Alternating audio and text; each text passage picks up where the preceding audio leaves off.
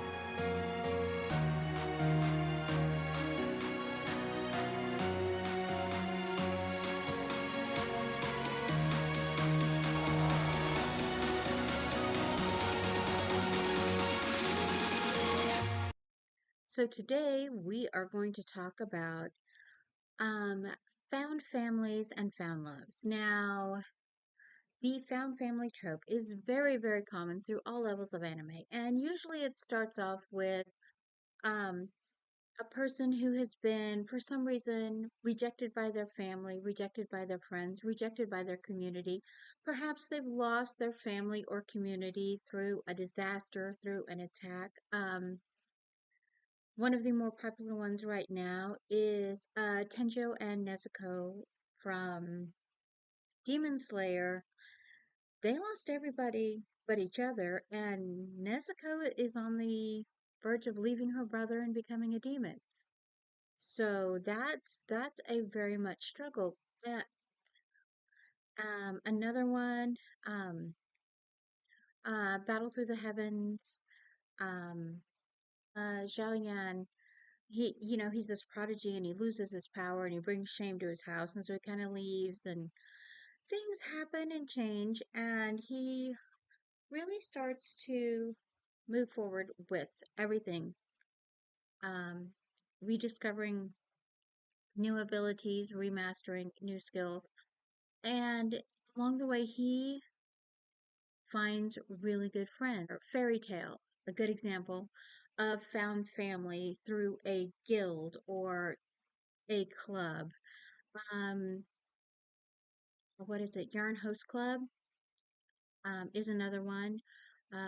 My girls loved Oran House Club, and it's just the number one thing is characters can lose everything or be put in a situation where they have nothing to start with, and they can find their way through because they start finding people. Some of the, you meeting these characters, can you trust them? Can you not trust them? Especially in the isekai worlds. Um, you look at Inuyasha, he comes from a world where trust no one. Um, and Xiaoyan is the same way, comes from a world trust no one. And then there are other worlds like My Little Pony where you can trust everyone, or Sailor Moon, where you can trust pretty much almost everyone. Number two is a lot of these found family, found friend tropes deal with. Um, there's always that character that the main character just, oh, they're so annoying. I don't want to be friends with them.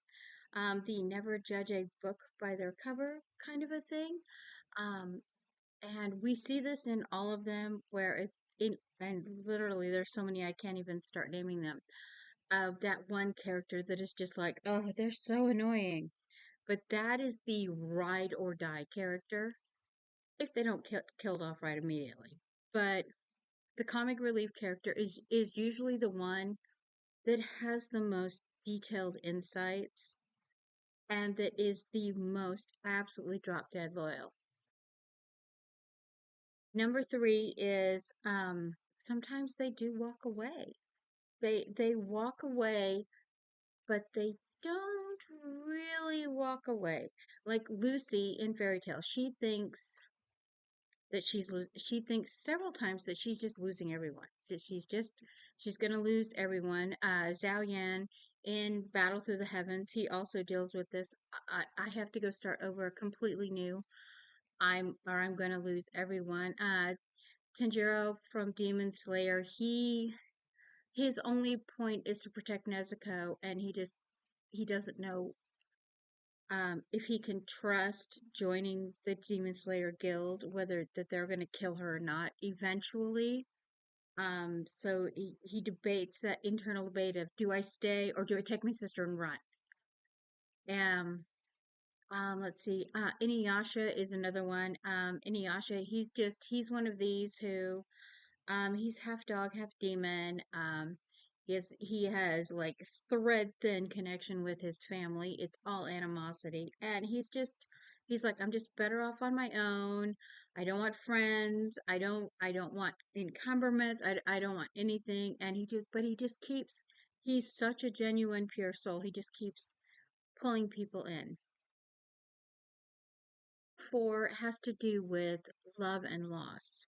Now, if you follow anime at all, you know there are so many out there that there is always it's not always the main character, but there is always one side character that has had this great love story that, oh, and through whatever happened, they lost them. They lost their love story. They lost their true love, and they almost grieved themselves to death, and now they're very quiet and very shy and very pulled in. I think the best example of this character is Haibodong from Battle Through the Heavens. He's called the Ice Emperor because he has this incredible ability to manipulate ice magic and cold type energy. But in his earlier years, he was kind of a wild child and very, very arrogant. And then he fell in love. And he fell in love with one of the princesses of the Snake Clan. Um, what was her name? Daiba? Was it Daiba? Her name means to hold one. And she was the twin sister of Queen Medusa or Queen Kaylin. And actually, she was supposed to be queen because when they hatched, two queens hatched from one egg, and one was to be killed and one was to be queen.